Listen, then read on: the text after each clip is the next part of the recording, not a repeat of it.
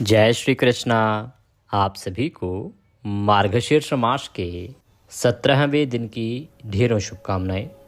प्रिय दर्शकों, आज मार्गशीर्ष मास का 17वां दिन है और आप सुनेंगे मार्गशीर्ष महात्म्य में 17वें दिन की कथा, 17वां अध्याय। 17वें अध्याय में मूल रूप से वर्णन आएगा माता तुलसी का।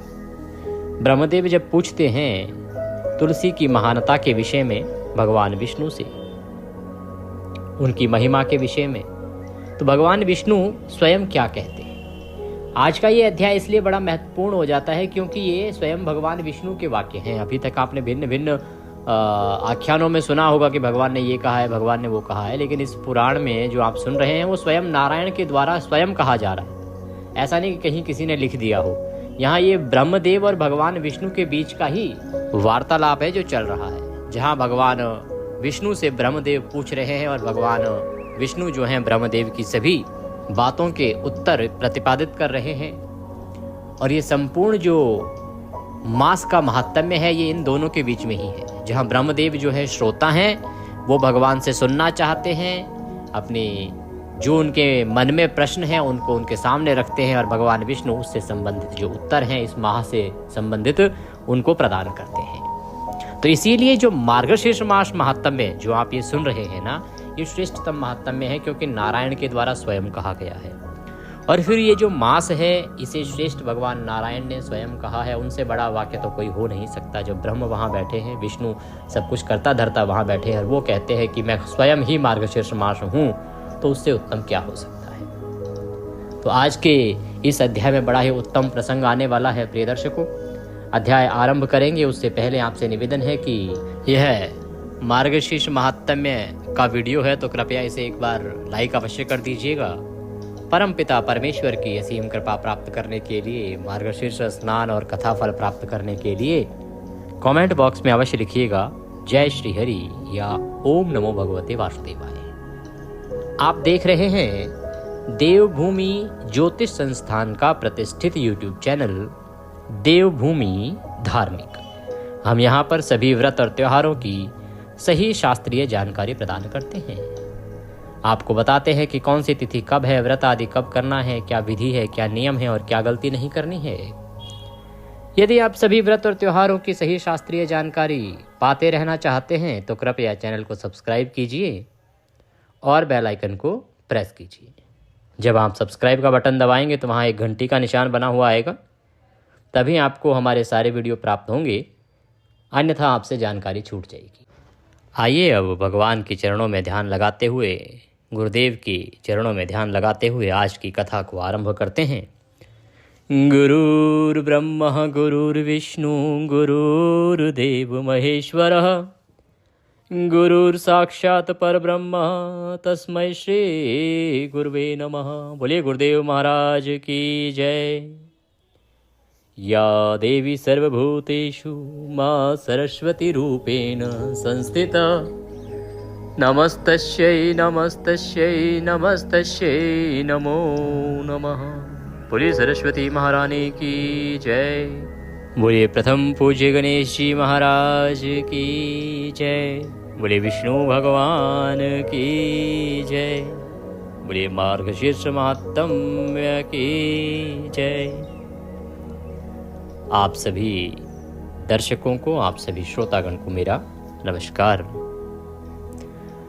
प्रिय दर्शकों, आज मार्गशीर्ष मास का 17वां दिन है और आज प्रतिपदा तिथि है। आज से शुक्ल पक्ष की शुरुआत हो रही है। शुक्ल पक्ष की शुरुआत के साथ ही हम श्रीमद् भागवत गीता का अध्याय भी आपके लिए आरंभ करने जा रहे हैं, तो उसका भी अब श्रवण कीजिएगा प्रतिदिन।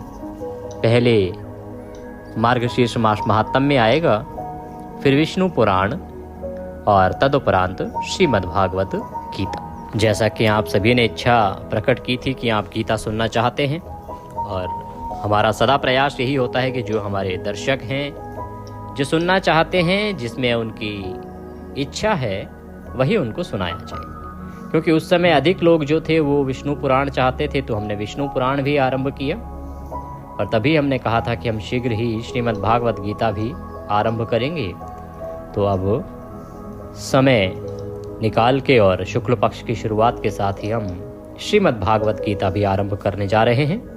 तो उसका भी आप प्रतिदिन श्रवण करके आनंद लीजिए। हमारा प्रयास रहेगा कि उत्तम से उत्तम विधि से जैसे सुना सकें, और जो हमारा अपना तरीका है सुनाने का, उसी के अनुसार आपको उत्तम से उत्तम विधि से श्रीमद् भागवत गीता के सभी अध्यायों का हम श्रवण कराएंगे, पाठ करेंगे।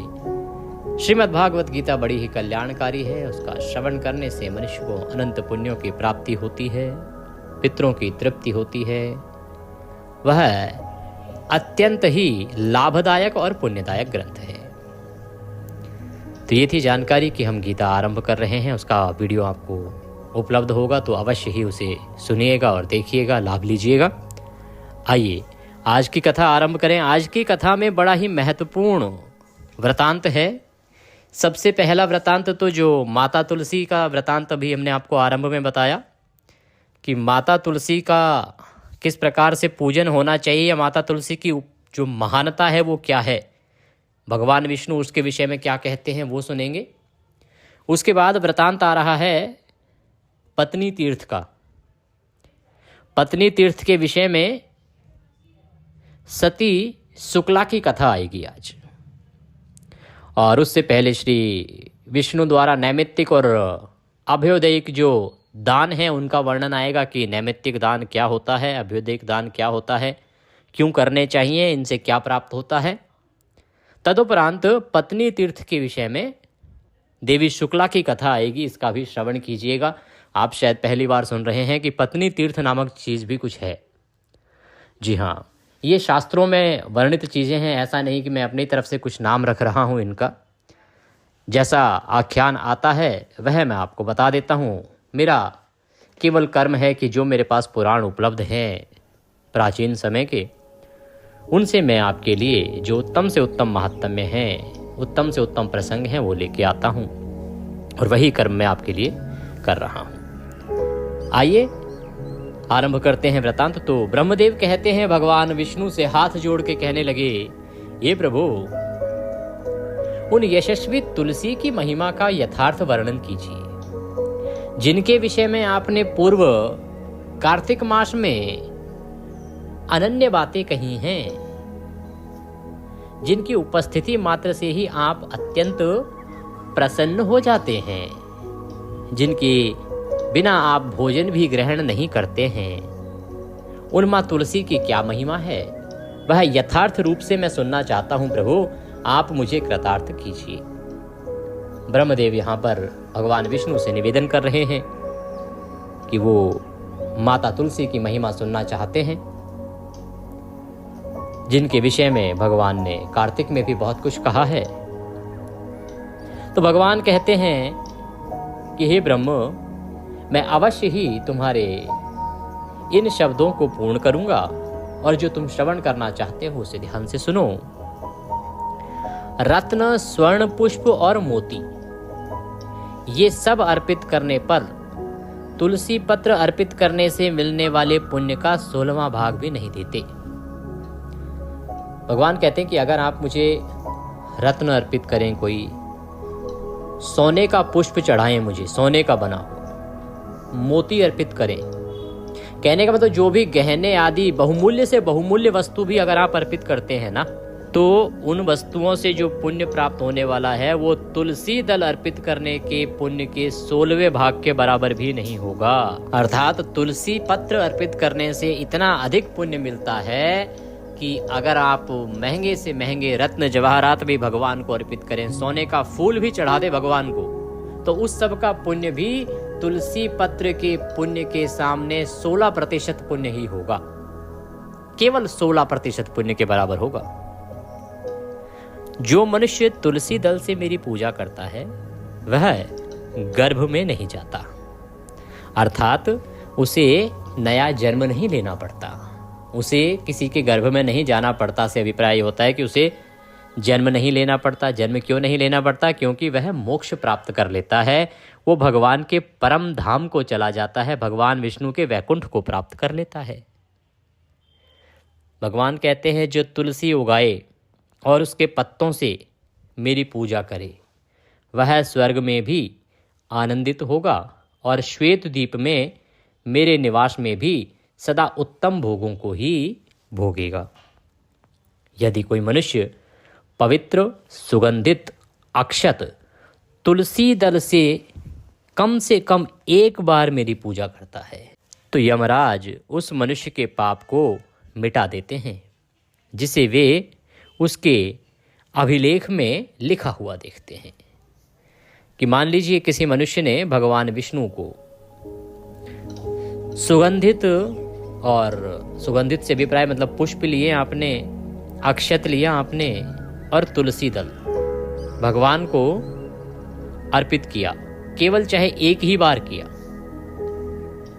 तो उसके जो सभी पाप हैं वो ऐसा करने से ही नष्ट हो जाते हैं और उसे यमपुरी नहीं देखनी पड़ती, यम यातनाओं से मुक्ति मिल जाती है केवल एक बार भगवान नारायण का इस प्रकार पूजन कर लेने से। मार्गशीर्ष मास का विशेष रूप से वर्णन है यहाँ पे। यदि लोग मेरी पूजा के लिए तुलसी के पत्ते एकत्र नहीं करते तो उनकी जवानी, जीवन, धन और संतान पर धिक्कार है। उनका सुख इस लोक और परलोक में नहीं देखा जा सकता। अर्थात आपको तुलसी दल अवश्य एकत्र करना चाहिए, भगवान को अवश्य अर्पित करना चाहिए। मार्गशीर्ष मास में तुलसी दल से पूजित मेरी मूर्ति का दर्शन करने से मनुष्य ब्रह्म हत्या के पाप से मुक्त हो जाता है। अहो भाग्य, कितनी बड़ी बात सामने आई है कि आप अगर पूजन ना कर पाएं, आप मंदिर तो जाते होंगे, वहाँ पर सालिग्राम जी या ठाकुर जी रखे होंगे मंदिरों में, उनको प्रतिदिन पंडित जी तुलसी दल अर्पित करते होंगे। मैं आशा करता हूँ सभी मंदिरों में ऐसा होता होगा। कुछ ना जानते हों ब्राह्मण लोग और ना करते हों अलग बात है। वैसे सभी मंदिरों में ये नियम पालन होता है कि भगवान सालिग्राम जी को और ठाकुर जी लड्डू गोपाल जी को प्रतिदिन सुबह सुबह स्नान आदि करा के और तुलसी अर्पित की जाती है। तो भगवान कहते हैं कि जब मेरी किसी मूर्ति को तुलसी दल अर्पित किया हुआ हो और उसका आप दर्शन मात्र कर लें, तो उसके दर्शन मात्र कर लेने से बड़े से बड़ा पाप नाश हो जाता है। बड़े से बड़ा, ब्रह्म हत्या को सबसे बड़ा पाप कहते हैं, तो ब्रह्म हत्या जैसा पाप भी नष्ट हो जाता है। यदि कोई व्यक्ति तुलसी दल सहित मुझ राम जी का निरंतर पूजन करता है तो उसके बड़े बड़े पाप नष्ट हो जाते हैं। छोटे छोटे पापों की तो बात ही क्या है। मुझे राम जी को से अभिप्राय है भगवान नारायण का कोई भी स्वरूप। यहाँ पे ऐसा नहीं कि आप सिर्फ रामचंद्र जी के स्वरूप की बात कर रहे हैं। भगवान रामचंद्र जी का, भगवान कृष्णचंद्र जी का, लड्डू गोपाल जी का, भगवान सालिग्राम का, जो भी आप स्वरूप देखें, किसी भी स्वरूप में, चाहे वो नरसिंह जी का हो, बराह भगवान हो, किसी भी रूप में आपको भगवान नारायण को अवश्य ही तुलसी अर्पित करनी चाहिए। तो यदि आप प्रतिदिन तुलसी अर्पित करते हैं तो बड़े से बड़ा पाप नाश हो जाता है। फिर छोटे की बात क्या करें। यहाँ मैं बताऊँ आपको, आपने घर में मंदिर बना रखा होगा। घर में मंदिर सभी सनातनियों के लगभग होता ही है। उसमें कुछ ना कुछ तस्वीर या प्रतिमाएं होती हैं। लड्डू गोपाल नहीं है तो ले आइए, या सालिग्राम जी नहीं है तो ले आइए। इन दोनों की बड़ी महिमा है। सालिग्राम जी की महिमा बहुत अधिक है। सालिग्राम जो पाषाण शिला रूपी होते हैं, बहुत सारे प्रांतों में शायद उसके विषय में जानकारी भी नहीं है, बहुत सारे प्रांतों में नहीं भी होते हैं वो, क्योंकि पिछले दिनों हमारे कुछ कथा पर शायद इस प्रकार के कमेंट आए थे कि उन्होंने तो कभी सुना ही नहीं था इस विषय में, तो उनको नहीं ज्ञात है क्योंकि उनके प्रदेश में सालिग्राम जी नहीं हैं, तो उन्होंने प्रयास करके कहीं से मंगवाए हैं। तो जैसे जैसे जानकारी लोगों के पास पहुंचती है, लोग प्रयास करते हैं कि उस जानकारी का अनुपालन करें और उससे लाभ लें। प्रिय दर्शकों, सालिग्राम स्वरूप की महिमा बहुत अधिक है। नारायण के सालिग्राम स्वरूप से जो पुण्य मिलता है ना, मैं तो प्रतिदिन का मेरा नियम है, पहले मेरे पिताश्री का नियम हुआ करता था, मेरी माताश्री भी इसी नियम का पालन करती हैं कि प्रतिदिन सुबह जब आप अपने मंदिर को खोलें तो ठाकुर जी के स्वरूप में सालिग्राम जी अगर आपके पास है तो सालिग्राम जी को स्नान कराएं। अब जैसे आपने सुना कि शंख से स्नान कराएं, अब जिनको पहले से पता है, हमें पहले से पता है तो हम करते आ रहे हैं। आपको अभी पता लगा, आप आरंभ कीजिएगा। जिनको पहले से पता होगा वो भी करते होंगे। सालिग्राम जी को प्रतिदिन स्नान कराना और उसका चरणामृत, भगवान का जो चरणामृत होता है ना, जो भगवान का दान का जो जल होता है, वह अत्यंत कल्याणकारी है, बहुत कल्याणकारी है। इससे मनुष्य निश्चित रूप से तृप्त होता है और मुक्ति के मार्ग पर प्रशस्त होता है, आपके पापों का नाश होता है। तो नियम बनाइए, प्रतिदिन सालिग्राम भगवान को स्नान कराइए, उस जल को मस्तक पर धारण कीजिए और उसका पान कीजिए, पीजिए उसको। ये नियम अगर आपने बना लिया तो आपका बड़े से बड़ा पाप निश्चित ही नाश हो जाएगा। आपको ये देखने की आवश्यकता ही नहीं है कि किस माह में पुण्य है, किस माह में नहीं। अरे ठाकुर जी का चरणामृत तो सभी माह में पुण्यदायी है साहब। और जैसे मार्गशीर्ष चल रहा है, कार्तिक है, इनमें तो उस महिमा को कहा ही नहीं जा सकता, अद्भुत महिमा है। तो ये प्रतिदिन का नियम अगर धारण कर सके तो आप सभी माताएं, बहनें, भाई, बंधु जो प्रतिदिन पूजन करते हैं सुबह सुबह, इसको कीजिए, बड़ा आनंद आएगा और आपके दिन भी बड़े अच्छे से संवर जाएंगे, जीवन की परेशानियां हल होने लगेंगी, आपके जीवन में सकारात्मकता आएगी। तो भगवान कहते हैं कि उनके स्वरूप को चाहे जो मर्जी स्वरूप क्यों ना हो, जो तुलसी दल अर्पित करता है उसका कल्याण निश्चित ही हो जाता है। यदि फूल तोड़ने के बाद बहुत समय बीत गया हो तो उसे फेंक देना चाहिए। यदि पानी बहुत समय पहले कुएं आदि से निकाला गया हो तो उसे भी फेंक देना चाहिए, क्योंकि वो खराब हो जाता है। तुलसी के पत्ते को बिल्कुल भी नहीं फेंकना चाहिए, भले ही वह बासी हो, क्योंकि तुलसी का पत्ता कभी बासी नहीं होता। और गंगाजल है, गंगाजल को कभी फेंकना नहीं चाहिए। ये हरि वाक्य हैं, ध्यान दीजिएगा, ये हरि वाक्य हैं। और मैंने पहले भी कहा है कि तुलसी का जो पत्ता है वो कभी बासा नहीं होता, 11 दिन तक वह ताज़ा ही है।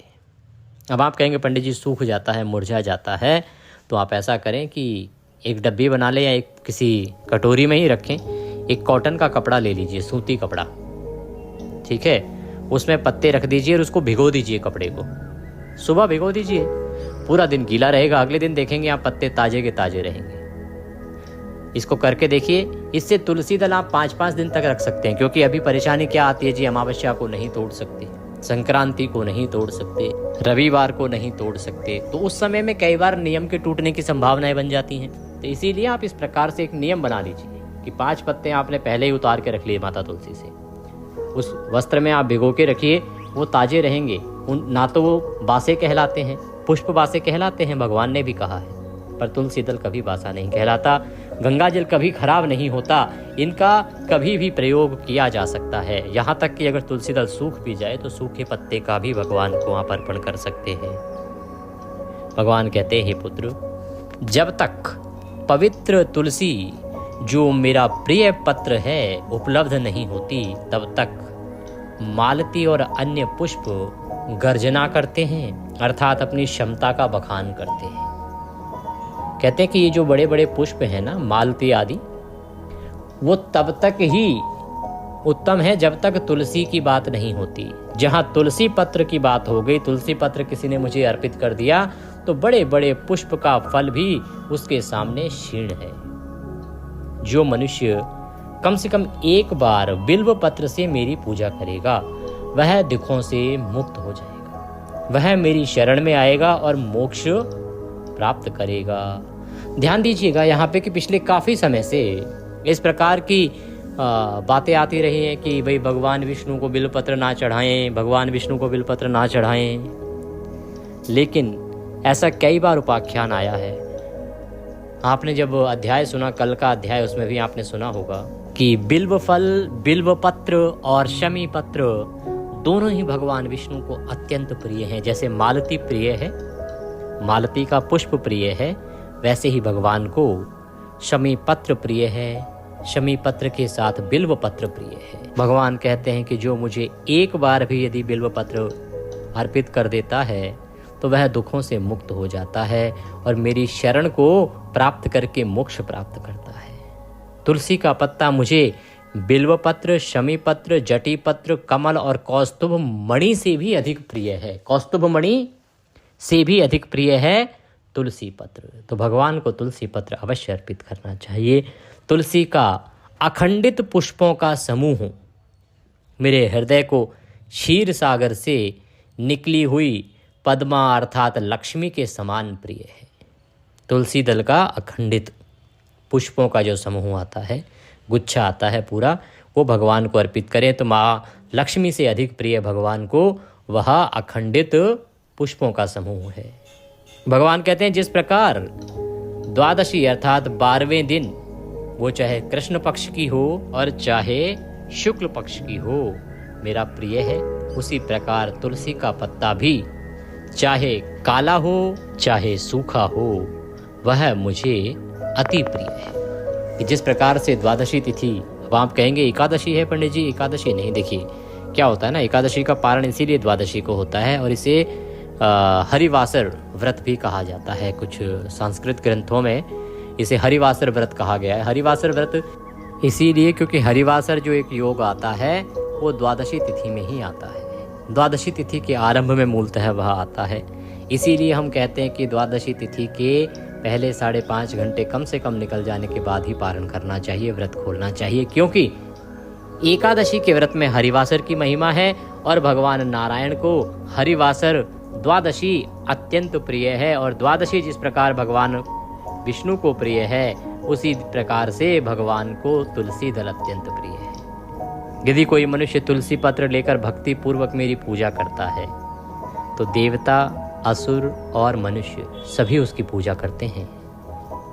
जब तक काली तुलसी का एक भी अंकुर नहीं मिलता, तब तक कौस्तुभ जैसे असंख्य रत्न और रत्न गर्जना करते रहते हैं। अर्थात काली तुलसी कौस्तुभ मणि से भी अधिक प्रिय है। जो व्यक्ति कृष्ण तुलसी के साथ भक्ति पूर्वक कृष्ण की पूजा करते हैं, वासुदेव की पूजा करते हैं, वह उज्जवल लोक को प्राप्त करते हैं, जहाँ श्री के साथ विष्णु भी विद्यमान रहते हैं, विराजमान रहते हैं। जो लोग मेरी पूजा के लिए भिक्षुकों और अन्य भक्तों को तुलसी के पत्ते देते हैं, वे अचल लोक को जाते हैं। भिक्षुकों अर्थात जो आपसे कुछ मांगने आए, उसको अगर आप तुलसी का पत्ता देते हैं तो उनको भगवान मोक्ष प्रदान करते हैं। अब ध्यान दीजिएगा, कहीं ऐसा नहीं कि कोई भिखारी आए मांगने, आप तुलसी पत्ता रख दो उसको हाथ में, अब उसे तो पता नहीं, वो फेंक देगा, ये अपमान हो जाएगा। उसको समझाइए, या कोई साधु महाराज आए जिनको आपको लगे कि हाँ ये महत्व समझते होंगे तुलसी पत्ते का, उन्हीं को दीजिएगा। कहीं ऐसा ना हो कि सुबह सुबह कोई बच्चे आ जाएं कुछ मांगने, आप उनको तुलसी पत्ता दे दो, तो उल्टा अपमान हो जाएगा।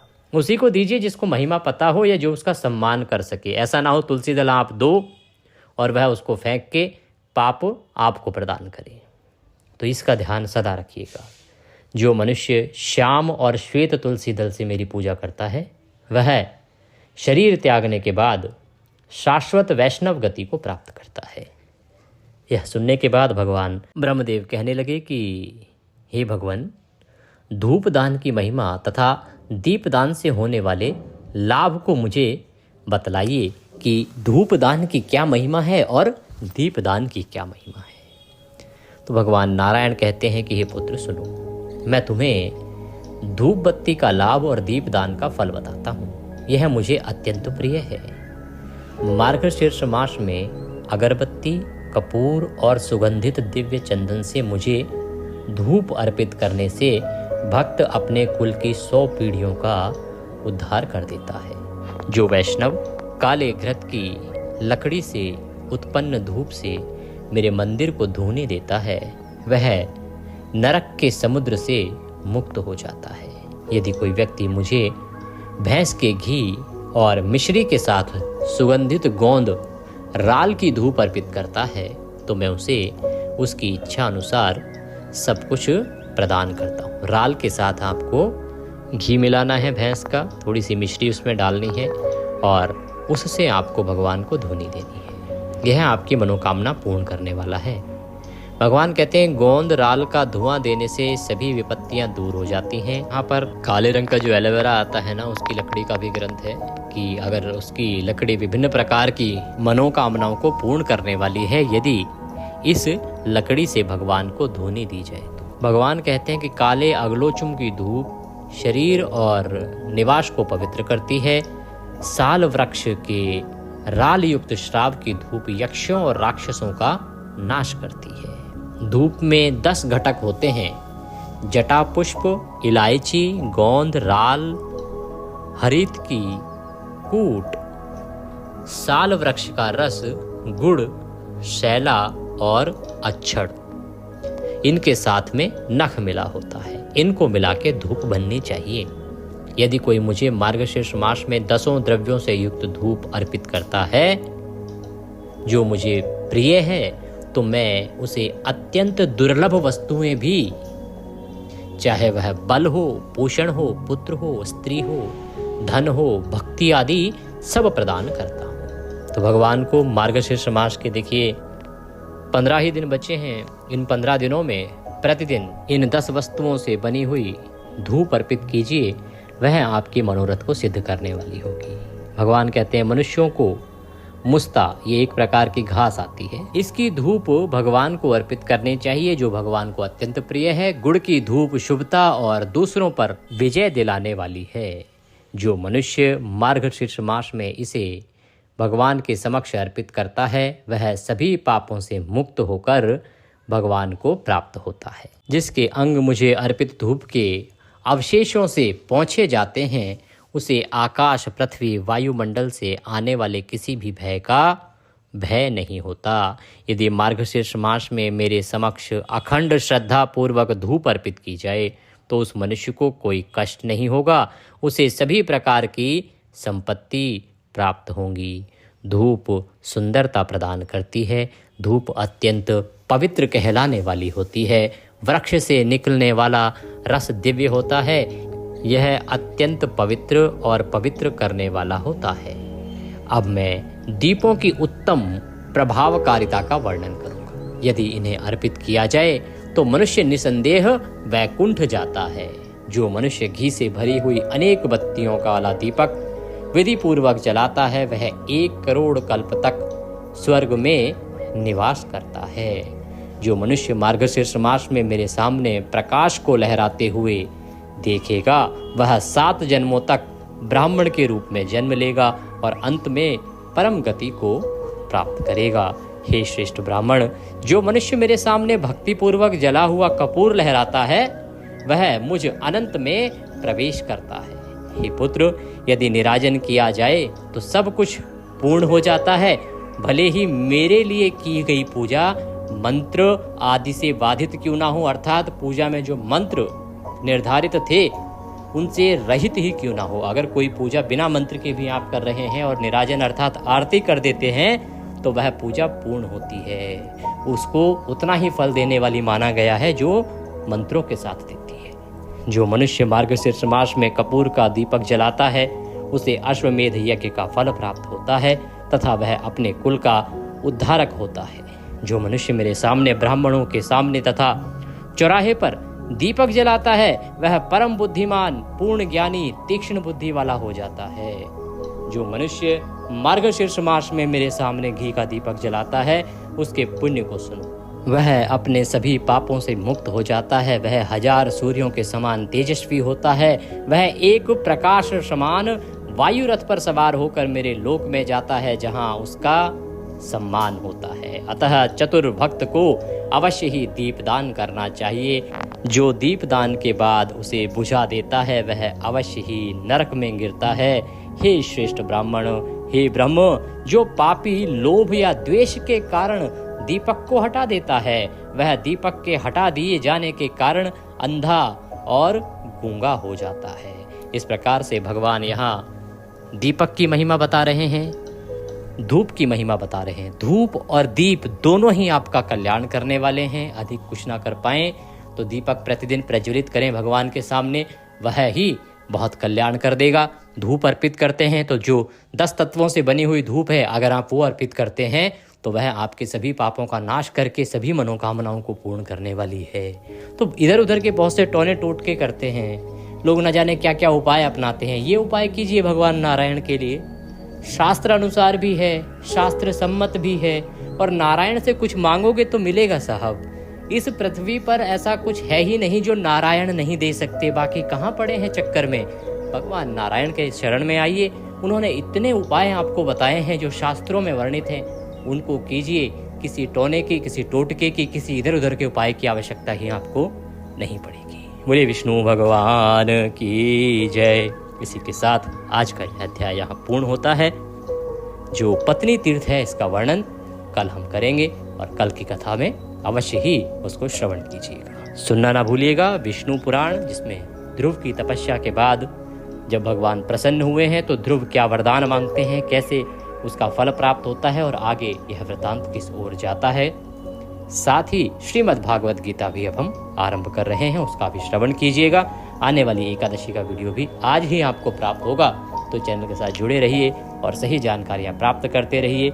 कथा के निमित्त यदि दक्षिणा आदि कुछ भेजना चाहते हैं तो स्क्रीन पर 900 से नंबर आ रहा है, उस पर भेज सकते हैं, या जो QR कोड आ रहा है उसको स्कैन करके भी सीधा बैंक खाते में भेज सकते हैं। पिछले दिनों कुछ हमारी माताओं के कॉल आए थे, हमारे कार्यालय में भी मैसेज आए हैं कि आपने जो जानकारी सुनी थी कि 29 तारीख को एक ब्राह्मण कन्या का विवाह है, उसके निमित्त कुछ लोग भेज रहे हैं।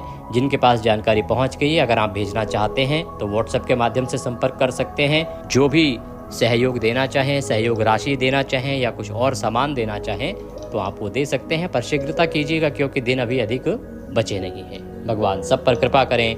हरे कृष्ण।